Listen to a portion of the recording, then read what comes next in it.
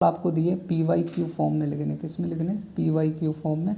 और ये class 9th के लिए बड़ा इंपॉर्टेंट है, तीनों NCERT हैं CBSE बोर्ड के लिए, बहुत इंपॉर्टेंट सवाल। देखिए तो क्या करेंगे, सबसे पहले सवाल है 0.3 बार, तो हम क्या करेंगे, लेट x बराबर 0.3 बार, तो इसके लिख सकते हैं x बराबर 0.33333। ये क्वेश्चन नंबर 1। अब क्या करेंगे, दोनों साइड 10 का मल्टीप्लाई कर देंगे, ये हो जाएगा 10x, यहाँ हो जाएगा 3.3333। ये क्वेश्चन नंबर 2। फिर क्या करेंगे, फ्रॉम ये क्वेश्चन नंबर 2 -1, तो ये हो जाएगा 10x माइनस एक्स, फिर ये लिखेंगे 3.3333 माइनस, ये हो जाएगा 0.3333।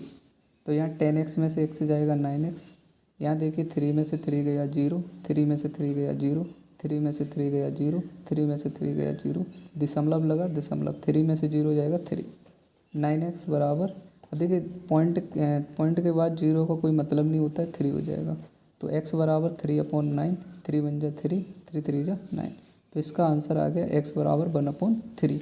ऐसी दूसरा सवाल आपका है 0.47 बार, तो हम क्या करेंगे, लेट x इक्वल टू 0.7 बार, तो इसे लिख सकते हैं x बराबर 0.47777। आपका सवाल होगा 4 को रिपीट क्यों नहीं किया सर, इसलिए नहीं किया क्योंकि 7 पे बार लगाए तो 7 ही रिपीटेशन होगा।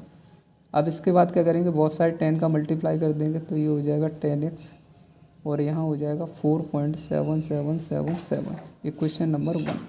अब यहाँ देखिए 4.77 लिखा और यहाँ लिखा 4.747, यानी कि 47 लिखा, तो यहाँ घटेगा नहीं, तो इसमें हम क्या करेंगे, 100 का मल्टीप्लाई कर देंगे। तो जैसे ही आप 100 का मल्टीप्लाई करेंगे, ये हो जाएगा 100x और ये हो जाएगा 47.7777। और इक्वेशन नंबर 2। फिर आप क्या करेंगे, फ्रॉम इक्वेशन नंबर 2 -1, तो 100x में यानी कि 100x में से 10x घटाएंगे, यहाँ बचेगा 47.777 माइनस 4.7777। तो यहाँ देखिए क्या करेंगे, 100 में से 10x जाएगा 90x, यहाँ 7 में से 7 घटाओगे 0, 7 में से 7 घटाओगे 0, 7 में 7 घटाओगे 0, 7 में 7 घटाओगे 0, पॉइंट लगा पॉइंट लगा। अब 47 में से 4 घटाओगे 43, फिर 90x और पॉइंट के बाद 0 का कोई मतलब नहीं होता है, तो यहाँ बचेगा 43। तो x बराबर आ गया 43/90। अब आपका एक सवाल और है, तो ये हम यहीं लगा देते हैं। जैसे ये सवाल लिखा है x बराबर 0.001 बार, ये हमने मान लिया लेट x बराबर 0.01 बार। अब इसमें देखिए 3 पे लगा है, तो इसे हम क्या करेंगे, अगर लिखेंगे तो ये हो जाएगा 0.001, फिर लिखेंगे 001, फिर लिखेंगे 001, ऐसे कितने भी बार कर सकते हैं। फिर क्या करेंगे, यहाँ बार जो लगा था 3 पे लगा था, तो जितने पे बार लगा होता है उतनी ही हम जैसे ये अगर 1 पे लगा होता तो 10 का करते, 2 का लगा होता तो 100 का करते, 3 पे लगा है तो ये 1000 का करेंगे। तो यहाँ पर 1000 करेंगे, कितना हो जाएगा 1000x, और यहाँ कितने पॉइंट खिसक जाएगा 1 2 3, तो ये हो जाएगा 1.001001। ठीक है, ऐसे 001। ये क्वेश्चन नंबर 1, ये क्वेश्चन नंबर 2। इसमें से ये घटा देंगे तो 1000x में से x घटाएंगे, इसमें से ये घटाएंगे तो ये 1.000000 बचेगा।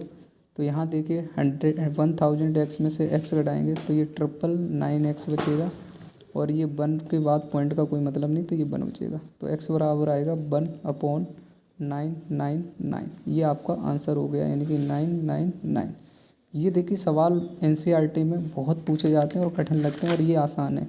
इनके सरल तरीके हैं, जैसे हम शॉर्ट में बात करें, शॉर्ट में कैसे करेंगे 1 लाइन में। तो जैसे पहला सवाल था 0.3 बार। अब देखिए बार जो है 1 पे लगा है, तो हम इसे क्या कर देंगे, जितने पे लगा होता है उसके लिए 9 यूज करते हैं, ऊपर लिखेंगे 3, तो ये 3 बन जा 3, तो 1/, कितना आ गया 3। और दूसरा सवाल था आपका 0.47 बार।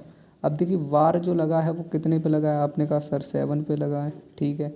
अब पॉइंट के बाद 2 डिजिट है तो इस पे नहीं लगा, इसके लिए यूज क्या करेंगे 0, तो यहाँ हो जाएगा 47 पॉइंट।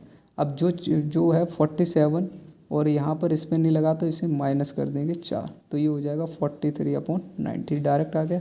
ऐसे सवाल आपका था 001 बार, तो इसमें क्या लगा 3 बार लगे हैं, तो इसका मतलब 3 9 9 लिखें, और कितने पे ये 001। अब देखिए 1 के पहले 0 का कोई मतलब नहीं होता, तो ये हो जाएगा 1/999। That's all.